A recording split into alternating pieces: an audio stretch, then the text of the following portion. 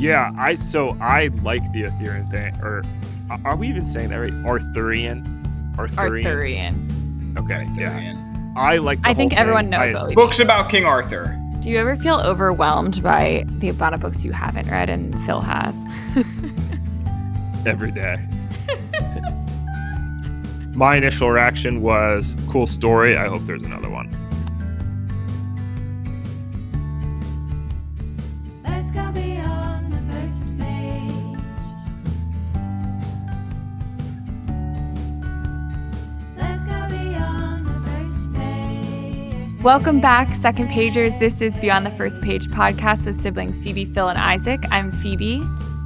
I'm Phil. And I'm Isaac. And this is Club Meeting 24, and we are discussing The Bright Sword by Lev Grossman. Before we get started, I want to just remind all of our listeners that this is intended to be a book club podcast, and so we will be discussing major spoilers and plot points from throughout The Bright Sword. And so if you don't want to get this book ruined for you, we really recommend that you read the book first and then come on and listen to the podcast.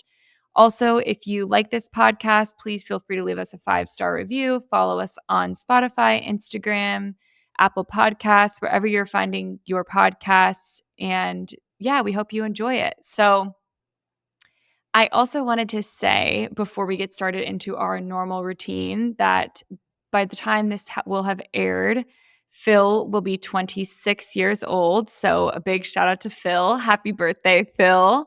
Oh, yeah. Thank you. What are you doing to Thank celebrate? you. Well, Isaac and Emily and mom and dad came last weekend, so that was super fun. And shout out to Karen Cornell, who Isaac at about 11:45 at the bar on Saturday night was just like, we'll just go home with the parents. Like, we don't want to, like, they don't have to Uber back. Like, we'll just call it a night when they call it a night. And this woman was literally out at 2. It was like 1:15, and we were like, okay, we need to go home. Like, she was like still vibing. So Wait, you guys stayed out till 2 a.m.? It was like 1:50. It was Yeah. around 1. We probably got like home at 2. Yeah. Dang. Yeah. But it was wild. So she is a legend, to say the least. At one point, we were in this like punk rock bar, and mom was sitting on the side, and I like go back to like check on them, and she's like holding the hand of this like bridesmaid, like talking to her.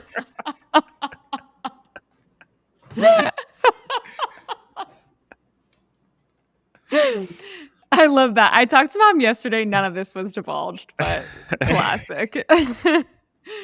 That's amazing. Well, I'm sad to have missed it. Happy birthday, Phil. And I think this bleeds into our topic of the week. I was talking with Isaac right before this. I didn't prepare anything. I just feel like we have been talking nonstop about the podcast, and I very rarely feel like I'm getting to hear about your guys' lives. So this week is a win that you guys had. Any win, I want to hear about it. Let's share with the listeners. And I'll go first because I have a win and I had a few minutes to think about this.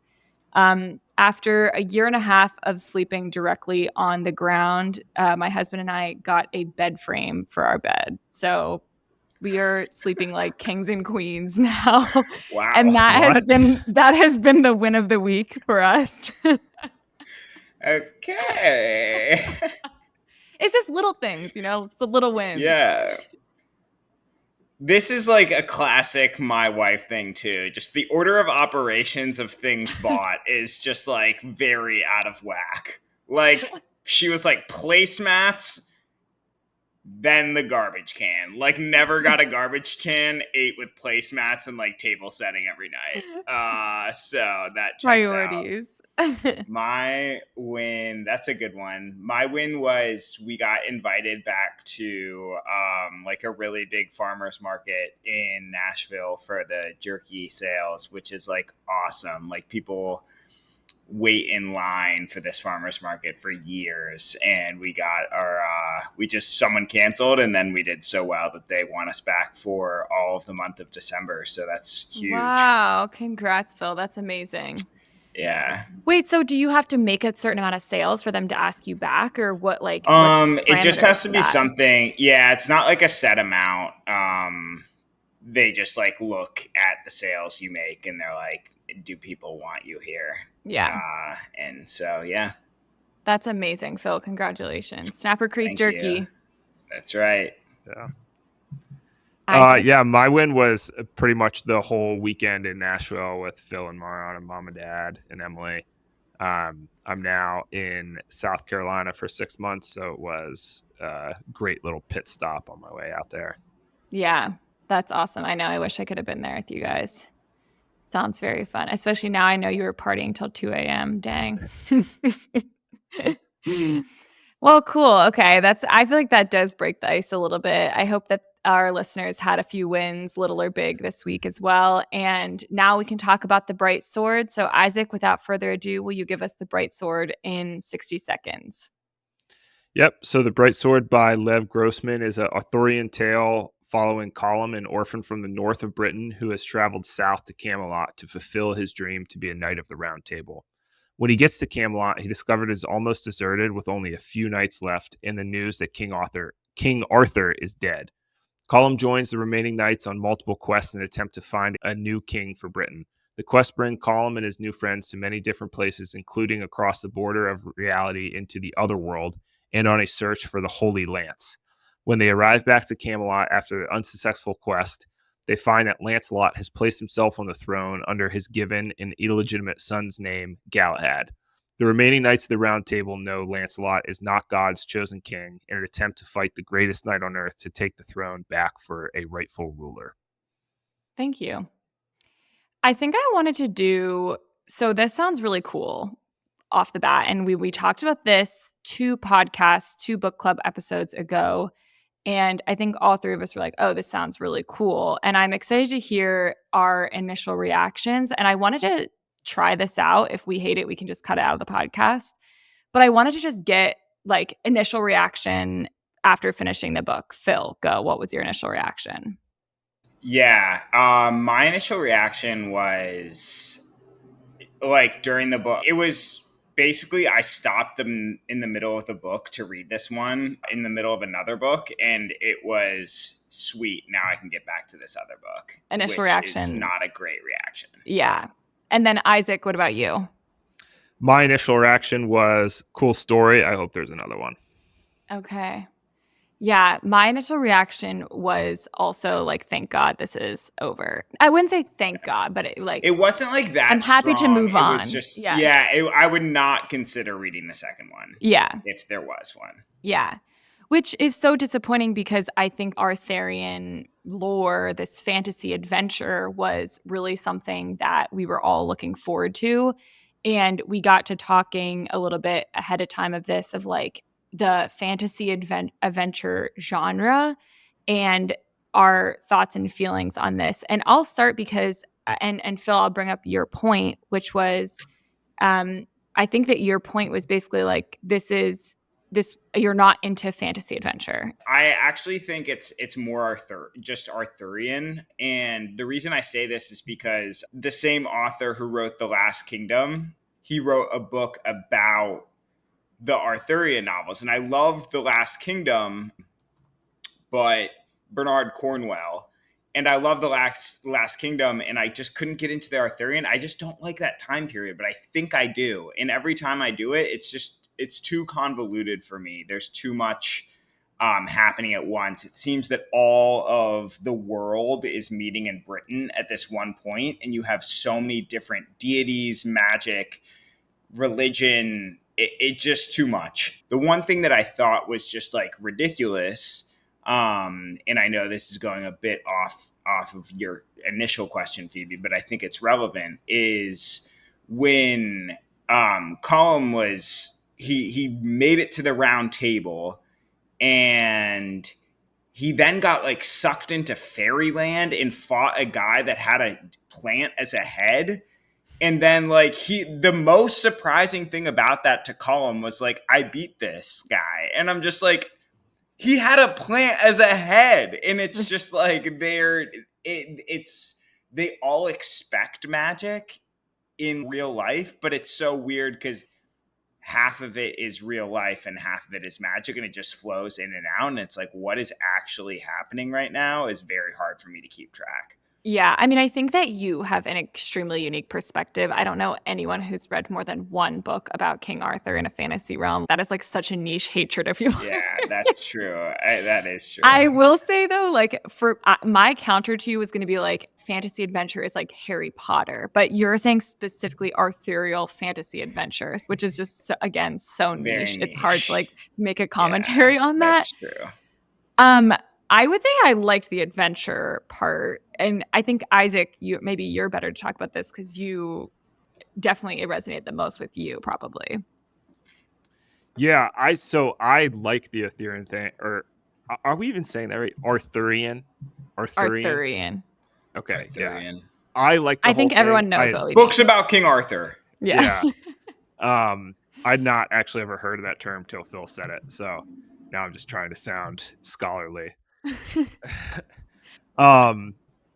So I like the Arthurian time period and the tales with it. I guess kind of the exact opposite of Phil. Love the melding of the fairy world or magic alongside these godly knights. Half the knights of the Round Table or all the knights of the Round Table to a certain extent are these like God-fearing Christians who are somewhat on a crusade for the Christian God, but wholly accept, Arthur's half siblings who are witches and can do spells and control like this other world. I kind of see it as it's just like an older period of time where,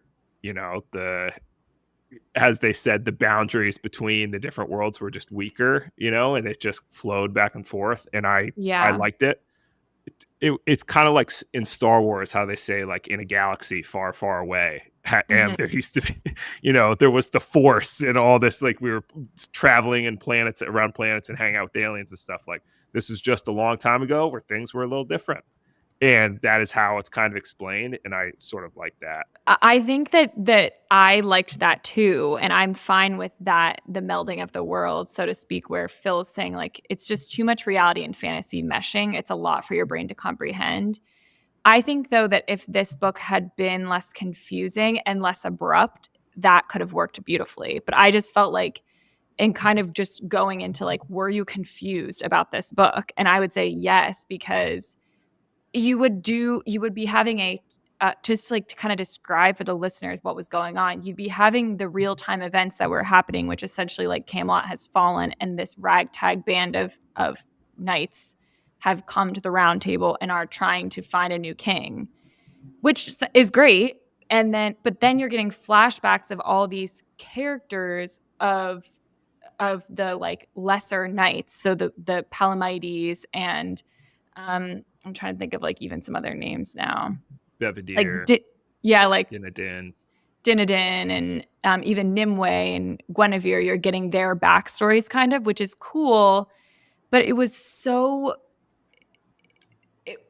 to me, I was just confused, and I was like, am I not paying enough attention? But I don't think that's the case because Phil, you were saying like you were also a bit confused. So how you were just okay with that, Isaac? Or it was less that I was.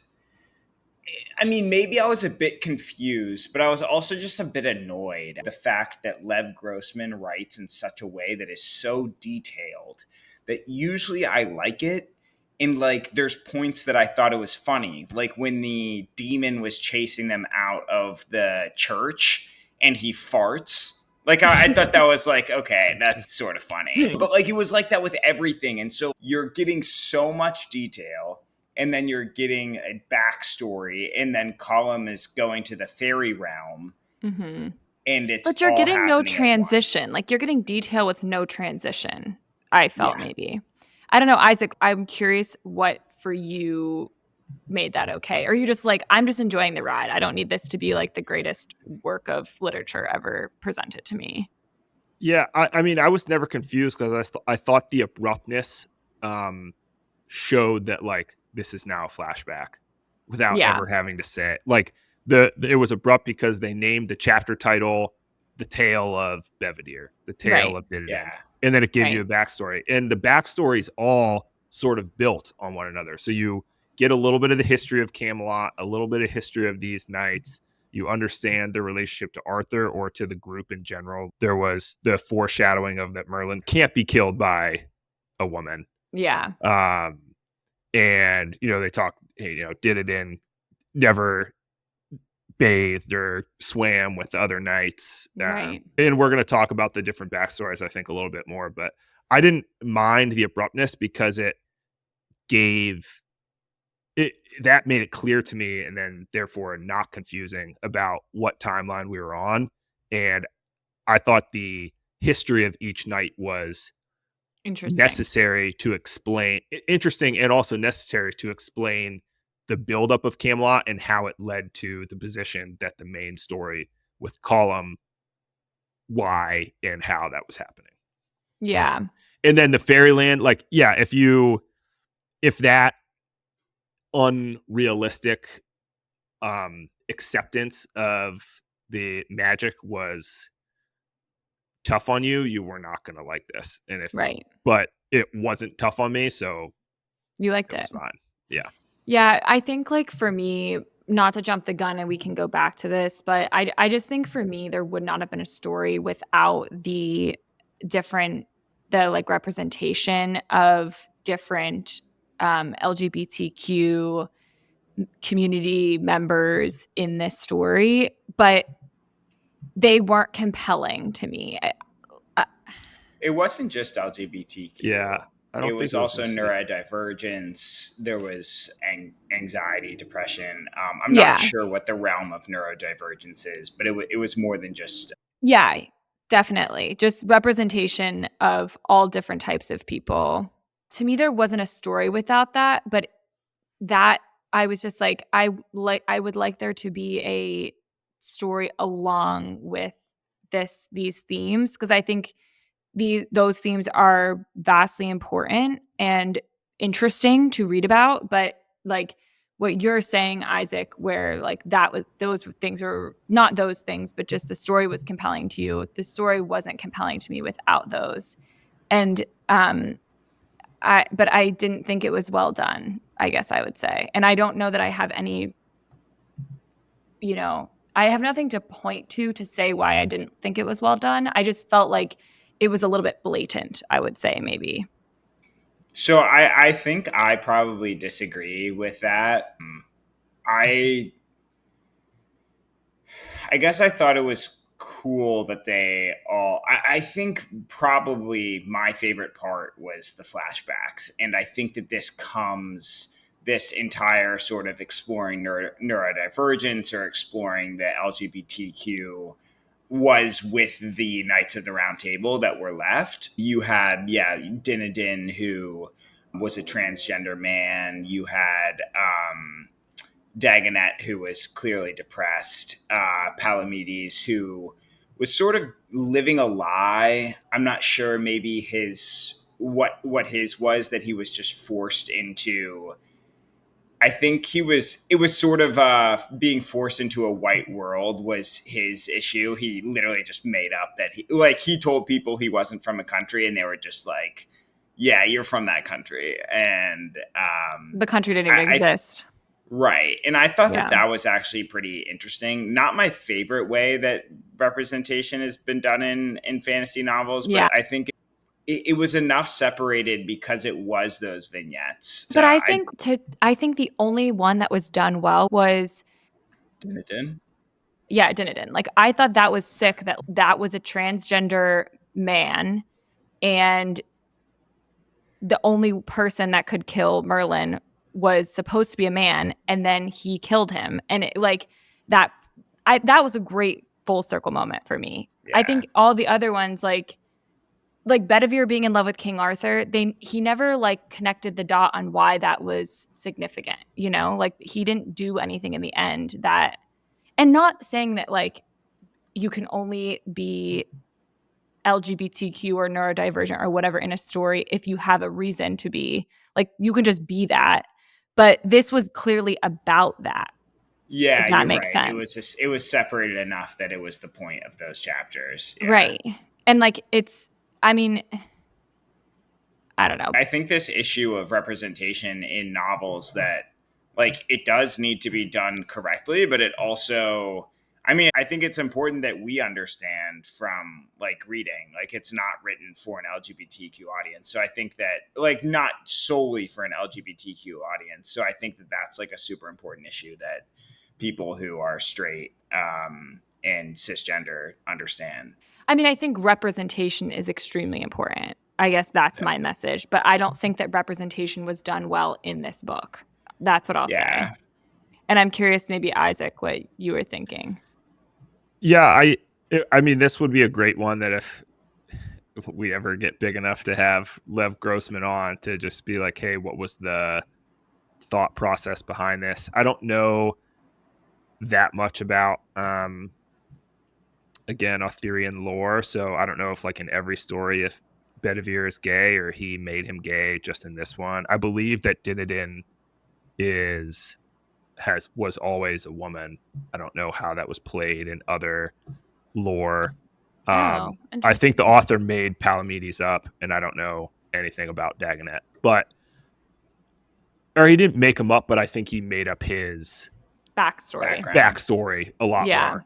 Right. So, in my opinion, like I just sort of, as these backstories were being, chunked out into chapters of as they're giving us the history of Camelot in these stories, I just sort of kind of noticed like, hey, these are maybe just bringing some awareness to it.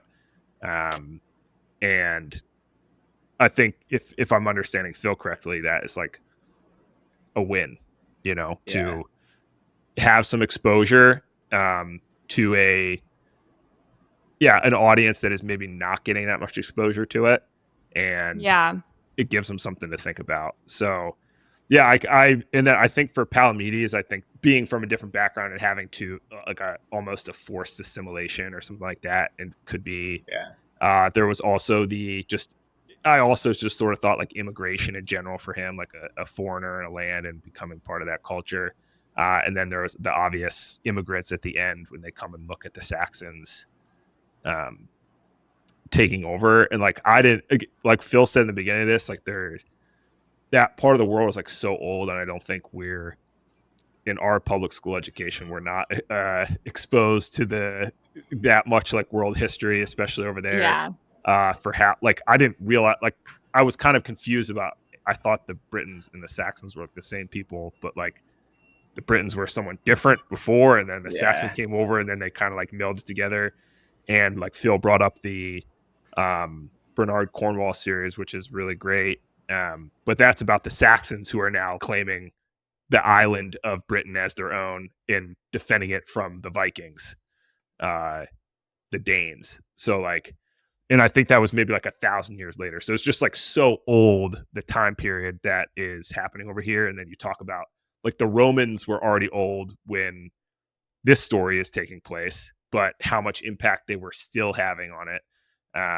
So just getting like a history lesson through these kind of stories, I think is kind of cool. It's just another exposure of just, a topic that maybe we don't always learn a whole lot about, especially as Americans. And then more as Americans, these characters are bringing up issues that are important in today's world that maybe don't get the light of day that they deserve in fiction literature. So Yeah. It was also cool how Baghdad was the center of culture in that world, and compared to Europe, which was almost like a backwater, just all of the philosophy and the math and the science and the engineering was taking place in Baghdad, where Europe, how we probably think of it, is like King Arthur was the most important person when he lived, and that was just not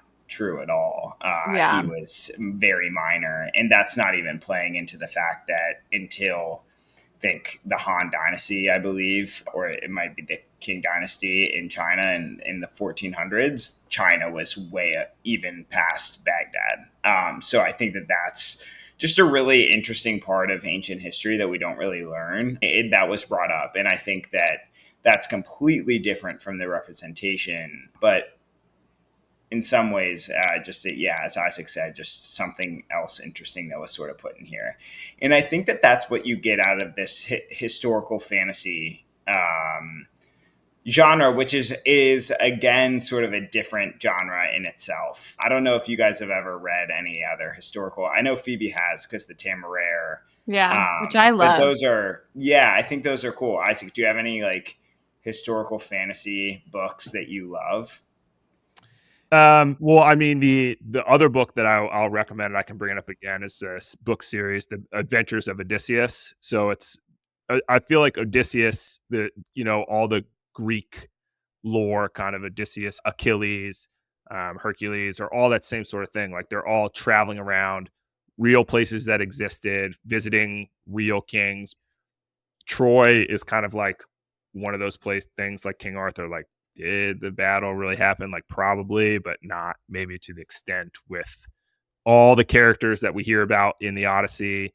And then obviously, unless, maybe the world was this way and King Arthur is not fantasy, but like, Odysseus is like getting captured by like Calypso and like running into Cyclopses and like, so like that's not happening, but the Mediterranean Sea is a real place. Greece is a real place. Sparta, Well, that's actually Spartan so kings. interesting. I mean, that's like historical fantasy, because like a lot of those events and people existed, but then you have this character who history is not too sure about, and there's a bunch of mythical stuff that he's doing across his lifetime.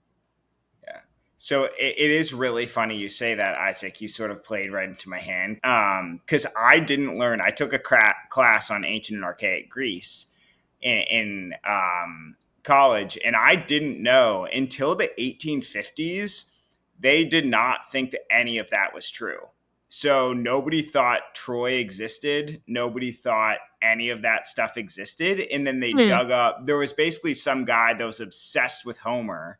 And he's like, screw it, I'm going to prove it's true. And they finally, they dug up remains of Troy, and they were like, okay, maybe not all of this was false. So that's almost like historical fantasy meets historical fiction, and we have no idea where the line is, which I think is super. I mean, it's probably, you're right, probably somewhere between the Cyclops. That probably didn't happen. Like, we don't know how much. Yeah, like we don't know how much Homer was making up, which I think it is really interesting as a genre. Yeah. And it like makes you like, we're talking about this stuff, and now it makes me want to like look up a timeline of the history of England and be like, okay, what the heck is actually going on here then? Yeah. And then like there's those jokes about like all the men think about is like the Roman Empire, but like everything leads back to the Roman Empire. The Roman Empire. Like the fact that Rome is having so much influence, and even in the Saxon stories, they talk about like they see these structures that they know are from the Romans. And they're like, how the heck did these get here? This like, we don't even know how to make this anymore. Yeah. And I liked the Scipio story actually quite a bit. I thought he was cool. Yeah. He was a Roman legionnaire, so that's right. why I brought that up. But then you find out he's like 230 years old or something. It's crazy. No, it is. I read a history of England, or I didn't read it. It was a podcast. It was the only podcast that I've listened to like 100 episodes of, and it was on the history of England. And I only ever got through King Richard the Lionheart, and just like, wow, there is a lot going on that island. Yeah. Very cool. So, well, we didn't really finish the point. We kind of got away from the like representation in fantasy, but I think like it sounds like you guys were like, this is a win. And I think, just like kind of thinking on it as we're talking, I agree. I think to include it is better than to not include it. I just would have liked like I think what do you prefer? Like how I just don't want it to be like a token person, and I don't think that's what this was, but it was just so obvious that I was like, what is the message here, I guess? Is the message that these people, because of their differences, are outcasts? Like, it just didn't really, them being the outcast of the of King Arthur's Round Table, and then also being the people that were neurodivergent, LGBTQ, like that wasn't, I guess, sitting with me. And I just don't know. I felt like there was a little bit of tokenism maybe going on, and that's maybe what didn't sit well with me. But I think overall, like my stance is definitely I want to read about these issues, and I think fantasy is an especially great way to get those across because it's not about real people and like kind of anything can happen. Like Phil, you've talked many times about different like trolls had no gender and That stuff was like that. it was the book. It's called Unnatural Magic by C.M. Wagoner. Yeah, and so like my recommendation was The Black Witch Chronicles by Laurie Forest because I thought this addressed all of those things and talked about all those things, but without it being without it being, I don't want to say interrupting the story because that's not what I mean, but just it was so naturally woven into the story that it didn't feel like tokenism, I guess is how I'll say it. And also I've recommended the Black Witch Chronicles on the podcast before.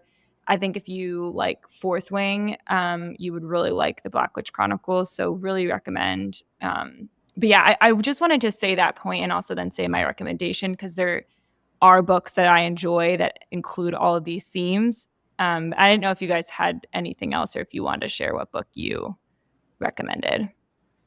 Yeah, I'll stick on the recommendation train as well. And I think for Phoebe's, so I think we talked about 2 points. One was the historical fiction, and the other one was the representation. I think for representation, I would recommend the Sunbearer Trials by Aidan Thomas, which is sort of it's not a ripoff of Percy Jackson, but it's Percy Jackson, but with ancient Mexican deities, which is super cool. And the way he does representation is, I guess I sort of like an uplifting tale, like Phoebe was saying, where they aren't the outcasts of the Round Table. And in this, like the gods themselves were divergent and were non-binary, and so it was like, okay, their kids are also like this, and it's cool because they're like the gods, but the kids also in the real world did face that we're like going through those ostracization as well. Yeah, so I thought that was cool.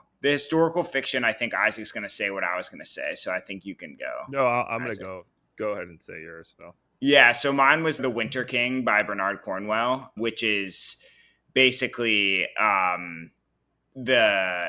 Arthurian tale. I mean, if you liked this, you would love that one. It's a bit more historical than this one, a bit less magic, but very good.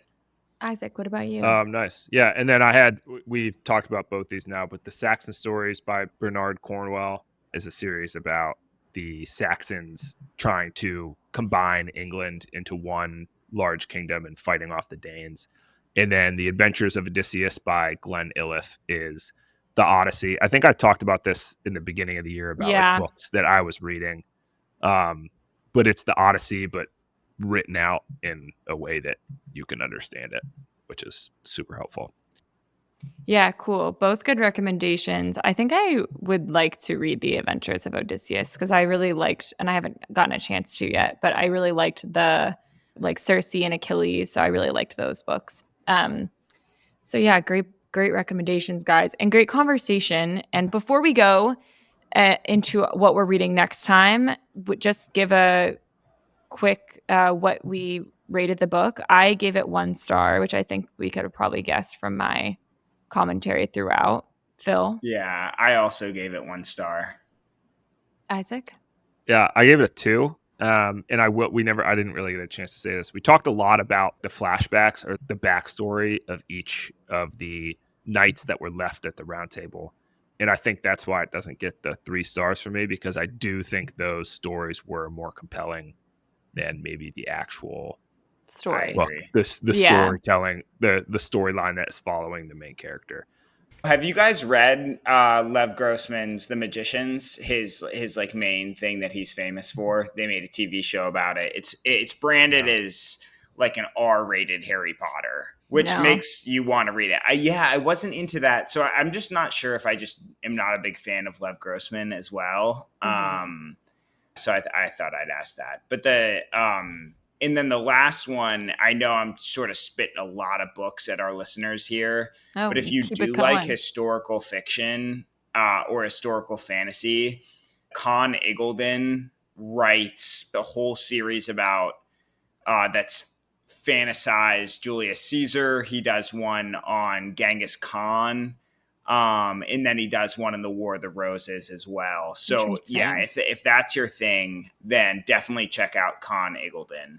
Do you ever feel overwhelmed by the amount of books you haven't read and Phil has? Every day. No, They're that's good. They're awesome. good. Great recommendation, Phil. That sounds really good. Cool.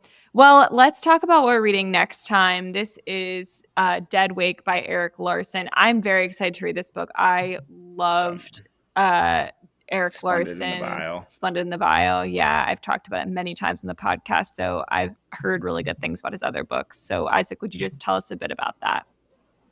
Yeah. Dead Wake by Eric Larson is a nonfiction book about the sinking of the Lusitania, a transatlantic passenger liner torpedoed by a German U-boat in 1915. Do you think that's how you And say it? we will definitely get that correction pronunciation for when we do a whole episode about this book. How do you say let's keep that live for you. Yeah, we'll come to you with the real name next time. Yeah, so stay tuned. Stay tuned, and as always, you're not getting a chance to correct it, Isaac. We're just going. When the United States of America joined World War I.